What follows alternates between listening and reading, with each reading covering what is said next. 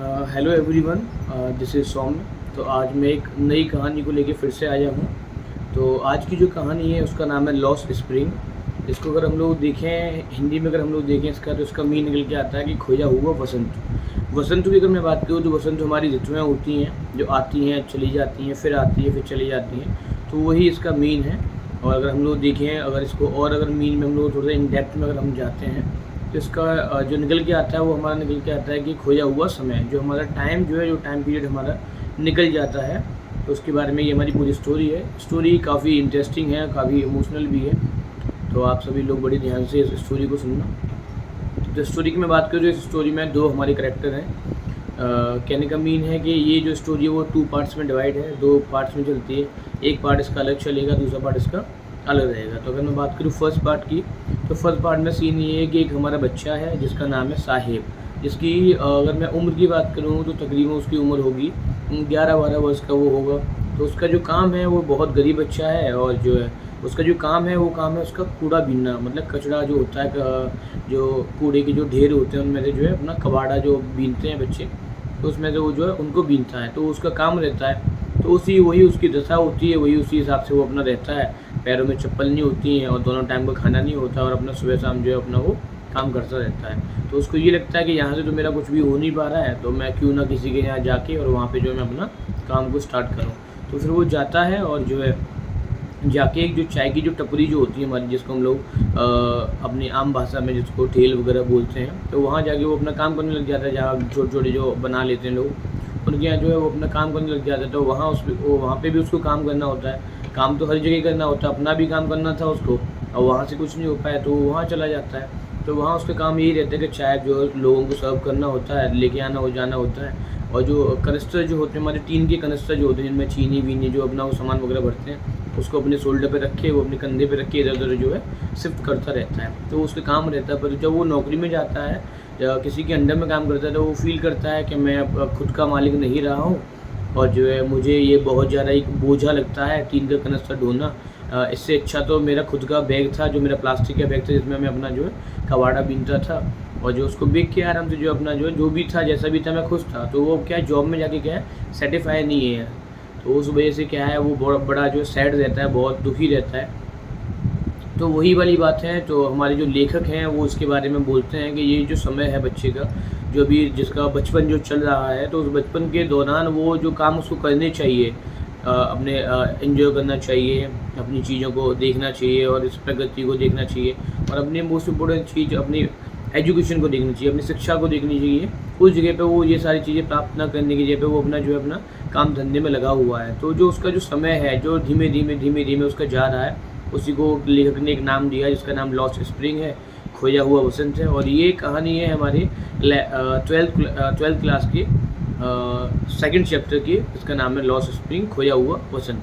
तो ये हमारा चैप्टर है। जो बच्चे गरीब बच्चे हैं, पैरों में चप्पल नहीं पहन पाते हैं, और अपना ऐसे ही जीवन अपनी जो है पूरा बचपन ऐसे ही गवा देते हैं काम करने के साथ में। और दूसरा जो है ना अपनी पढ़ाई कर पाते हैं, ना अपना फ्यूचर में कुछ भी जो है डिसाइड या कुछ सोच पाते हैं। तो ये हमारी एक कहानी है जिसमें एक हमने आपको बता दी। फर्स्ट पार्ट हमारा ये रहता है जो साहिब के ऊपर है। सेकंड पार्ट की अगर हम लोग बात करें, तो सेकंड पार्ट हमारा रहेगा एक दूसरा करैक्टर है, जिस बच्चे की उम्र भी तकरीबन ऐसे 11-12 वर्ष की रही है, और उसका नाम है मुकेश। जो मुकेश अपने डिस्ट्रिक्ट फिरोजाबाद, जो उत्तर प्रदेश में एक ज़िला आता है फिरोजाबाद, वहाँ से बिलोंग करता है। और उसकी जो लोग फिरोजाबाद के आसपास अटैच होंगे या कनेक्ट होंगे, तो वो लोग समझ पा रहे होंगे कि फिरोजाबाद के अंदर क्या है। फिरोजाबाद एक हब हाउस माना जाता है, केंद्र माना जाता है, सेंटर माना जाता है। जो ग्लास की जो बैंगल्स होते हैं, ग्लास की जो चूड़ियाँ होती हैं, तो मोस्टली जो है वो ग्लास का पूरा काम चूड़ियों वाला फिरोजाबाद के अंदर ही होता है। तो पूरे वर्ल्ड में हमारा फिरोजाबाद जो है फेमस है चूड़ी की कारखानों के नाम से। तो जो लोग वहाँ फिरोजाबाद के आसपास रह रहे होते हैं, तो वो उन सभी क्या है, मोस्टली जो है फैमिली जो अटैच होती हैं। तो वो उसकी फैमिली, जो मुकेश की फैमिली है, वो भी जो चूड़ी की कारखानों में जो है अटैच रहती है। तो उसकी पूरी फैमिली, उसके जो दादा थे, दादा दादी वगैरह, वो सब लोग थे, उन्होंने भी उस फैक्ट्रियों में काम किया था। और उसके जो माँ बाप हैं, उन्होंने भी जो है उस फैक्ट्रियों में काम किया था। उस सीन क्या रहता था, आप सब लोगों को पता होगा कि जो फैक्ट्रियों में काम करते हैं, चूड़ी की बनाने की फैक्ट्रियों में काम करते हैं, तो वो जो चूड़ी का जो फ्रेम होता है, गोल का जो सर्किल होता है, वो तो वो बना के लाते हैं फैक्ट्री से। उसके बाद की ऊपर की जो फिनिशिंग होती है, ऊपर का जो हम लोग बोलते हैं नग वगैरह डालना, और उसको जो है और अच्छा बना देना, तो वो हमारी जो होती है वो हमारी होती है घर पे। तो वो लोग क्या है वहाँ से सामान ले आते हैं सारी चीज़ें, घर पे जो सब लोगों को बिठा के और आराम से जो है वो अपना काम करते हैं। जो लोग इस फैक्ट्रियों में काम करते हैं उन लोगों की जो है जो कंडीशन है हेल्थ जो है वो काफ़ी ख़राब रहती है। क्योंकि अगर मैं बात करूँ कि ग्लास का जहाँ काम होता है उसका टेम्परेचर मिनिमम जो रहता होगा लगभग 15 से 1700 डिग्री सेल्सियस रहता होगा। उस फैक्ट्री के अंदर जो एक बंद कमरे में एक अंधेरे वाले या इलाके में एरिया में जो है उनको सबको बैठना होता है, वहाँ जाके उस काम को जो करते हैं तो वो वाली चीज़ भी बड़ी क्रिटिकल हो जाती है। यही काम जो मुकेश को भी करना पड़ता है, चूड़ी बनाने वाला काम। और मुकेश का एम क्या है, मुकेश को ये हमेशा से ये बोला गया है कि ये जो काम है वो ऊपर वाले ने आपको दिया है और इस काम को जो है हमें टालना नहीं चाहिए, इस काम में जो है हमें एनरोल रहना चाहिए। यही बात उसकी जो है पिताजी का कहना था, यही बात उसके दादा दादी का कहना था कि आपको भी मुकेश को भी ये काम सीखना चाहिए। तो धीमे धीमे क्या सीख जाता है, उसके पिताजी उसको सिखा देते, पर उसको क्या मन नहीं लगता है, ठीक है। तो वो छोटा होता है और फिर दूसरी बात क्या है उसको कुछ अलग करना होता है, उसको जो बनना होता है वो बनना चाहता है मोटर मैकेनिक। तो मोटर मैकेनिक बनना चाहता है पर घर से उसको सपोर्ट ना मिलने की वजह से वो इसी में जो है दब रहा होता है, मतलब जो है उसी काम को जो रेगुलर वो कर रहा होता है, क्योंकि उसके साथ में बहुत गलत है। उसका भी जो टाइम पीरियड है जो धीमे धीमे उसका जो समय है बचपन वाला वो धीमे धीमे जा रहा होता है, क्योंकि उसकी फैमिली ने ऑलरेडी सोच रखा होता है कि इसको भी चूड़ी बनाने के कारखाने में ही काम करना है। तो एजुकेशन उस हिसाब से नहीं हो पाती उसकी, जो कि उसका भी समय जो धीमे धीमे निकल रहा है। तो लेखक का भी यही मानना है कि जो समय जो बच्चे का जो समय एक समय के बाद में चला जा रहा है या ख़त्म होता जा रहा है वो उसको एंजॉय नहीं कर पा रहा है या वो उसको जी नहीं पा रहा है अपनी फैमिली को देखते हुए या अपने खुद को देखते हुए।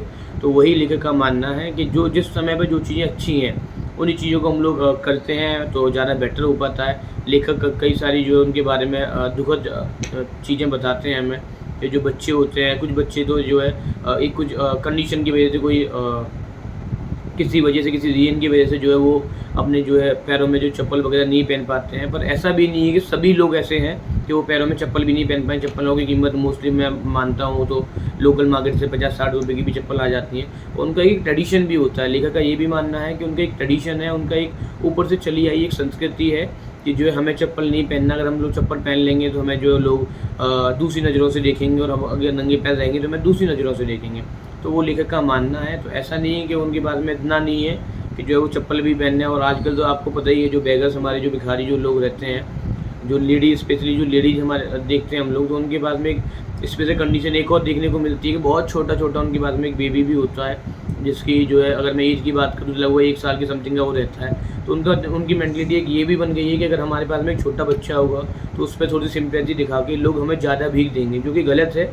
हम लोगों को ऐसा नहीं करना है। हम लोगों को पैसा तो इन लोगों को बिल्कुल देना ही नहीं है। जो भी हम लोग इनका जो हेल्प कर सकते हैं वो उनकी खाने पीने की मदद करें, जो भी हम लोग दे पाते हैं। और पैसा अगर देना ही है तो जो गरीब जो बड़े बूढ़े हैं, बुज़ुर्ग जो लोग हैं जो भीख भी नहीं मांग सकते हैं और अपने कुछ पर्सनल एक्सपेंस भी रहते हैं उनके, है ना, कुछ चीज़ें भी रहती हैं, तो उनके लिए हम लोग उनकी जो सहयोग कर सकते हैं। ऐसे लोगों को जो महिलाएं हैं और जिनके हाथों में गोदी में बच्चे हैं, जिन्होंने लोगों ने अपना क्या ये बिजनेस को बना लिया है कि हमें तो यही काम करना है और सब लोग एक टीम बना के वर्क करते हैं कि आप इस चौराहे पे जाइए, मैं उस पर जाती हूँ, ऐसे धीमे धीमे हम लोग वर्क करेंगे, शाम को इकट्ठा होकर जो है अपना काउंट करेंगे क्या कैसे रहते हो। तो ऐसी चीज़ें हमें एक्टिविटियों को नहीं करना है और हम लोग खाने पीने को सहयोग कर सकते हैं। तो बस यही हमारी कहानी थी। जो एक समय है, जो बचपन है, उस बचपन को बच्चों को जीने दिया जाए। मेरी सभी माता पिता, सभी पेरेंट्स, सभी गार्जियन से मेरा यही अनुरोध है कि जो समय उनका है उसको एंजॉय करना चाहिए। पढ़ाई भी होती है, लाइफ भी बनती है, सारी चीज़ें होती हैं, पर ऐसा नहीं होना चाहिए कि उनके बचपन के टाइम पे तुम इतना उनको अंडर प्रेशर फील करवा दो कि वो अपना बचपन ही जीना भूल जाए, है ना। तो वो चीज़ें हर एक समय, हर चीज़ का एक समय रहता है। वो अगर ये समय निकल गया तो वो इसको मिस करेंगे, कभी एंजॉय नहीं कर पाएंगे। तो यही हमारी कहानी है। यही लेखक हमें बताना चाहते हैं कि सही समय रहते आप सही समय को करिए और बहुत ज़्यादा जल्दबाजी भी हमें बहुत आगे तक नहीं लेके जाएगी, है ना। तो हम धीमे धीमे अगर हम लोग बढ़ते हैं तो ज़्यादा अच्छा हम लोग कर पाएंगे।